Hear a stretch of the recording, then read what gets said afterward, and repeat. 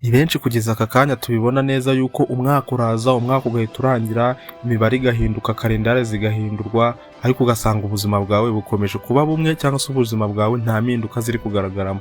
Si uko uba utagerageje cyangwa uba wanigirije ibintu, ahubwo ni uko hari ikintu kimwe gusa ukora nabi mu buzima bwawe bwa buri munsi, kandi icyo kintu ushobora kuba ubona ari ikintu cyoroshe, ariko aricyo kintu gishobora kuba gisenya ibintu byose. Rero abantu benshi batangira umwaka mushya bafite ibyiringiro byinshi cyane, bavuga ati uyu mwaka none niwo wanjye, uyu mwaka nibwo wenda nzagera ku bintu byinshi nifuza se cyangwa nzagera ku ntego zanjye. Bamwe bafite imigambi, bamwe bategura ibintu byose bazakora, bagasenga, bakiyemeza bavuga ati uyu mwaka none ntabwo ugomba kurangira, nanjye nageze kuri iki gikorwa runaka se cyangwa nanjye nageze kuri izi ntego zanjye. Niko abantu benshi tuba tumeze. Umuntu usobanutse, umuntu ufite ubwenge, usanga ari iyi migambi nyine umwaka utangira afite, rimwe na rimwe ugasanga noneho anabikoze umwaka utaranatangira kugira ngo none atangire umwaka ari ku murongo muzima. Ariko wasanga hashize amezi make se cyangwa hashize iminsi mikeya, byose ugahita usanga bisubiye uko byari biri, yasubiye kwa kundi yari ameze. Nta terambere na rimwe, nta mpinduka na rimwe mu buzima, ndetse nta n'itsinzi wavuga ngo nubwo wenda yasubiye uko yari ameze, hari intsinzi runaka yagezeho mu buzima se cyangwa yagezeho muri uyu mwaka byatumye wenda ahita yongera akirara, ariko ugasanga bise bisubira uko byari bimeze, nta terambere, nta mpinduka ndetse nta n'intsinzi. Ikibazo si uko umuntu aba adashaka guhinduka se cyangwa wowe udashaka guhinduka, ahubwo ikibazo ni uko utumva cyangwa se udasobanukirwa impamvu nyakuri iguhagarika kuba wahinduka. Aricyo kintu abantu benshi badasobanukirwa, bakumva nyine ko bakora neza ibintu, just rimwe na rimwe bakirenganya se cyangwa bakarenganya n'Imana cyangwa bakarenganya wenda n'abandi bantu babagaragiye, batumva nyine uburyo nyine umwaka wisubiramo, just bakumva ko abantu batabagirira neza, nta support babona, ahubwo ntibatekereze ko ari bo ubwabo batuma ko nta mpinduka babona mu buzima bwabo. Rero iki nicyo kibazo abantu benshi badakunze gusobanukirwa, impamvu nyakuri wowe guhagarika yuko utajya uhinduka se cyangwa ubuzima bwawe butajya buhinduka, nta terambere ubona, ukumva ko nyine ari impamvu isanzwe. Niyo mpamvu tugiye kureba impamvu 3 ugomba kwita aka kanya guys, ugomba guha attention zituma none ibyo bintu byawe cyangwa se ibyo bikorwa byawe cyangwa se ubwo buzima bwawe nyine busa nk'ubwisubiramo, ugasanga umaze imyaka 3 4 ubyibuka ko ejo bundi ari uko wari umeze, ugasanga ugeza ku kanya ugisurvivinga ku kintu runaka, uri kurwana n'ubuzima bwo kuba uvuga ngo wenda ndarya iki se cyangwa nyine just usanga hari sako cyangwa se uruziga just urimo ukuntu nyine ubuzima bwawe budahinduka. Rero impamvu ya mbere akenshi na kenshi ituma ubuzima bwawe budahinduka nuko abantu benshi dukunda kuvuga ngo dukunda gukora ibintu byoroshye cyangwa tukizerera mu bitangaza cyane. Buriya ubwonko bw'umuntu bukunda ibintu byoroheje, akenshi na kenshi ugasanga dukunda ibintu bitatubabaza cyane, ibintu bitadusaba imbaraga nyinshi, imbaraga izo arizo zose, haba imbaraga z'amaboko se cyangwa imbaraga nyine z'imitekerereze. Urareba urwego rwawe nyine imbaraga we runaka nyine zigusaba, cyangwa se igihe nyine ukora ibintu wumva kuri confidential se cyangwa urumva ko ushaka ikintu, imbaraga biba bigusaba. Hari umuntu biba bisabwa ngo nyine wumva ko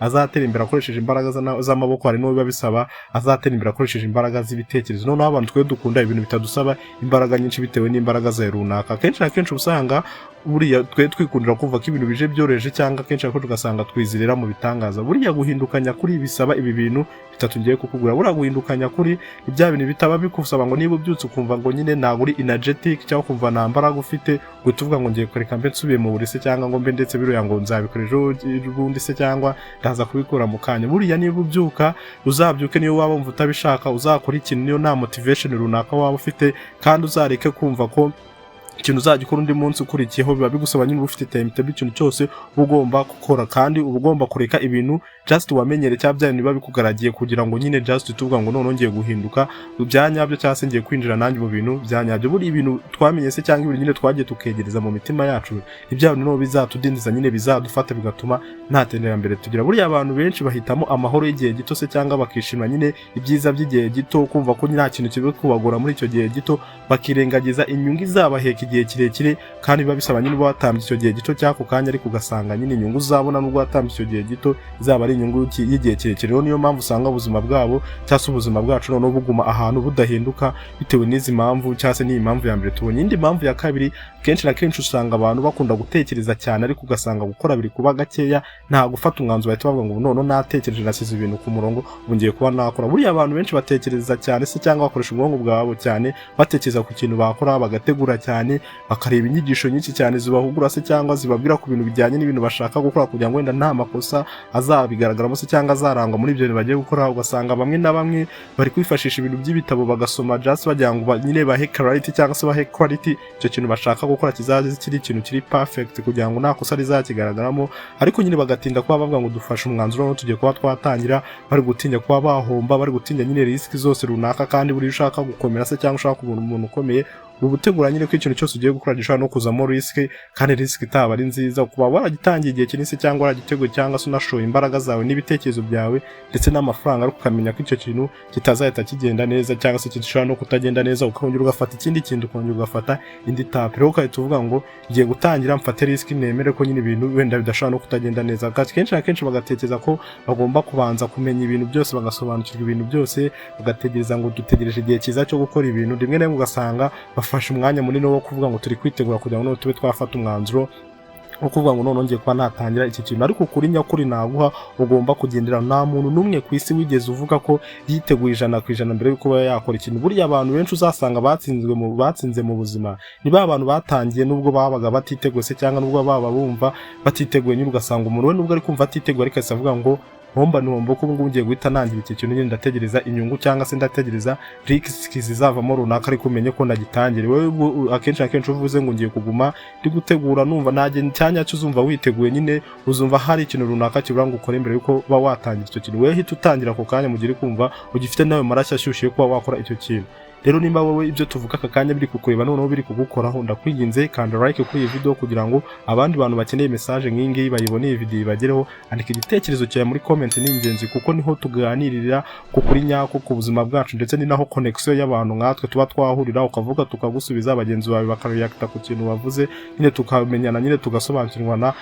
kandi subscribe kugira ngo utazacikwa n'ibindi biganiro nk'ibi ngibi bukomeye nk'ibi ngibi by'ubwenge. Rero yindi mpamvu twavuze ko ari impamvu eshatu ishobora kuba iguhagarika ku iterambere ryawe se cyangwa kuba nyine ubona ubuzima bwawe budahinduka. Kenshi na kenshi utinya gutakaza abantu se cyangwa gutakaza ibintu just bikugaragire. Buriya iyo ugiye guhinduka ntabwo abantu bose bazaba bagushyigikira, ndetse abo bantu muri kumwe ntabwo muzaba mwumva ibintu kimwe. Hari ibintu gukora nyine abantu just bakugaragiye, haba umuryango wawe, haba inshuti zawe se cyangwa n'abandi bantu batazaba bari kumva ibintu kimwe nawe. Hari abantu baba baguseka, hari abakubwira ko just wahindutse, nyine turi kwitwara bitandukanye. Hari ndetse n'ababa bashaka ngo usure aho wari uri, nyine baba bifuza ko nyine utatera imbere. Ari nabo bantu baba bavuga nyine bavuga ngo uyu muntu nakora iki kintu kizamuhitera imbere, nyine babona ko hari ikintu cyakubyarira. Ugasanga niba abantu bahora baguca intege, nyine bashaka ngo ubunye wizenguruka muri urwo ruziga, nyine umwaka uze undi wihirike, nta kintu nta terambere uri kubona mu buzima bwawe. Buriya abantu benshi bahitamo kuguma ahantu bari cyangwa se nyine kumva ko bagumye aho hantu hari, aho kuba batakaza abantu babagaragiye cyangwa se kuba bahara nyine abo bashuti babo ndetse n'abo bavandimwe babo, ariko nyine bagahitamo kuba baguma muri urwo ruziga wenda rw'ubukene cyangwa ikindi kintu runaka kitajya gihinduka mu buzima bwabo. Nyine bahitamo kwakirwa n'abantu cyangwa gukundwa n'abantu, aho kuvuga ngo bagiye kuba umuntu mushya,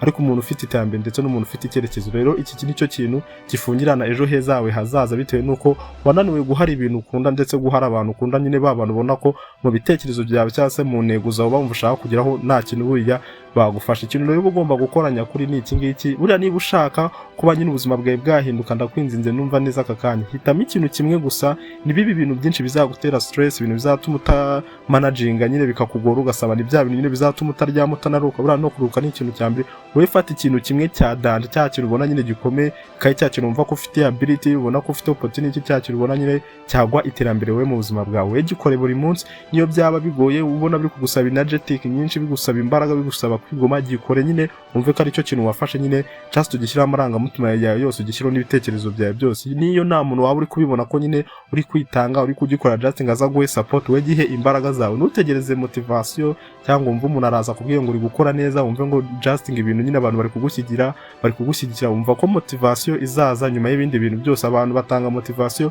bari kubona ko ikintu nyine gifite umurongo muzima cyamaze kugeraho. Ikintu cya mbere ugomba kwita buriya discipline n'ihindura ibintu byose. Ntabwo ari discipline yo kuvuga ngo wenda ngo ubaha abantu just ugende ngo uce ikinyingoro ku bantu. We ni discipline y'ibintu washyizeho mu buzima bwawe se cyangwa y'umurongo washyizeho ngenderwaho ku buzima bwawe ndetse no ku bintu byawe ushaka kuzageraho. Nimba uvuze ngo ngiye kujya muri iki kintu buri munsi, ni guiding gutya, nyikore neza gutya, menya ko ugomba kugikora neza ukagisoza nta kosa wakoze. Ndetse management yawe nimba ari timetable runaka, ibintu nyine washyize ku murongo uzakora inda mu cyumweru, mu kwezi se cyangwa mu gihe runaka, ubikore nta kosa na rimwe rijemo, kugira ngo nyine wumve kuri disciplined. Ikintu niyo cyatagenda neza, ntuzabe wishingiye kosa uzavuga ngo ngiye nakoze ibyo nari nshoboye. Rero turimo gusoza, buriya niba ushaka ko umwaka wawe uzajya uhindukana n'ubuzima bwawe, kana ko buriya nawe just nimba umwaka wahindutse, umuntu ashaka kubaza ngo wageze kuki, wabasha kumugaragariza ikintu wagezeho. Buriya ntugategereze ikintu kidasanzwe se cyangwa wumve ngo ngenegereje ngo igitangaza, ngo ibintu bizaza ngo binyitire. Wumve just ibintu byose buriya ikintu kizagaragara wakoze wakoze, umwaka uzavuga ngo ngiye iki kintu nakigezeho, menya ko kizaba kigaragazwa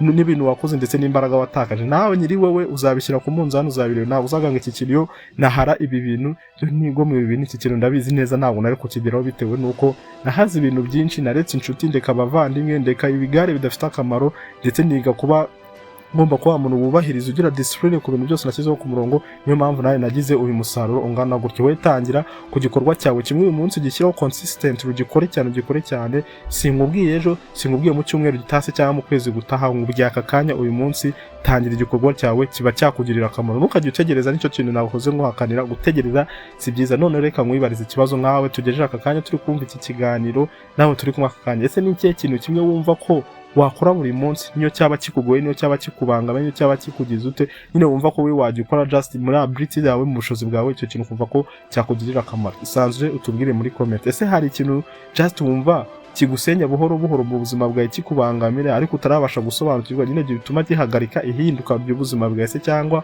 guhinduka mu buzima bwawe? Kitubwire wisanzure nawe muri comment. Andika igitekerezo cyawe hasi muri comment, kandi ukande subscribe niba ushaka ibindi biganiro nk'ibi bivuga ku kuri k'ubuzima ndetse n'imyitwarire y'abantu mu buzima bwabo bwa buri munsi. Kandi sangiza iyi video ku muntu ubona ko uyikeneye, wumva ko nawe akwiye kumenya ibi bintu byamufasha mu iterambere. Tuze no kubana mu bindi biganiro by'ubwenge. Ciao ciao.